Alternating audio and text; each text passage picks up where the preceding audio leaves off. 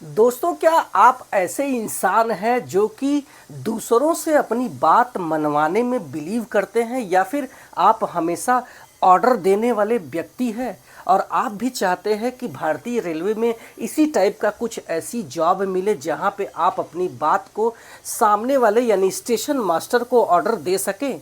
तो आपको section controller बन जाना चाहिए। और आपकी जानकारी के लिए बता दूं कि इस समय सेक्शन कंट्रोलर के टोटल 368 पोस्ट का ऑनलाइन फॉर्म भारतीय रेलवे की ऑफिशियल वेबसाइट से 15 सितंबर 2025 से भरे जा रहे हैं, जिसकी लास्ट डेट सिर्फ 14 अक्टूबर 2025 होगी। तो अगर आपकी एज 20 वर्ष से 33 वर्ष के बीच में है तो आप इसका फॉर्म भर सकते हैं। SC ST में आते हैं तो 5 वर्ष, OBC में आते हैं तो 3 वर्ष की ओवर एज में और छूट मिल जाएगी। मिनिमम एज में कोई भी छूट नहीं मिलती है। आप 20 वर्ष कम से कम होने ही चाहिए। क्वालिफिकेशन में इसके किसी भी प्रकार के ITI की ज़रूरत नहीं है। आप सिर्फ ग्रेजुएट है किसी भी सब्जेक्ट में तो इसका फॉर्म भर सकते हैं।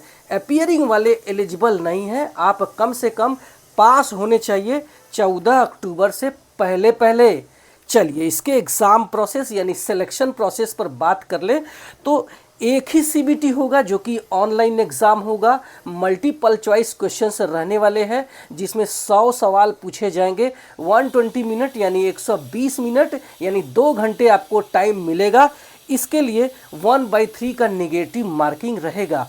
इसमें मैथमेटिक्स के 60 सवाल रहेंगे, रीजनिंग के 40 सवाल रहेंगे और इसमें किसी भी प्रकार का करंट GK या फिर जनरल अवेयरनेस के सवाल नहीं पूछे जाते हैं। तो अगर आप GK से आप बोर फील करते हैं तो ये पोस्ट आपको बहुत आसानी से मिल सकता है। आपको सिर्फ अपने मैथमेटिक्स और रीजनिंग पर फोकस करना होगा क्योंकि मैथ के 60 और रीजनिंग के 40 सवाल पूछे जाते हैं।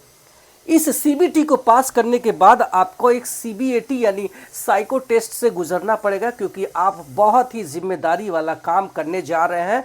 लोगों को आप एक सलाह देने वाले हैं या फिर आप फैसला लेने में विश्वास करने वाले कर्मचारी बनने वाले हैं। उसके बाद डॉक्यूमेंट वेरिफिकेशन हो जाएगा, उसके बाद मेडिकल हो जाएगा और मेडिकल के बाद आपकी ज्वाइनिंग हो जाएगी। और यकीन मानो जब आप ज्वाइन कर लेते हैं तो आपकी स्टार्टिंग सैलरी लगभग 70,000 से 80,000 के बीच में मिलने वाली है। Thank you so much.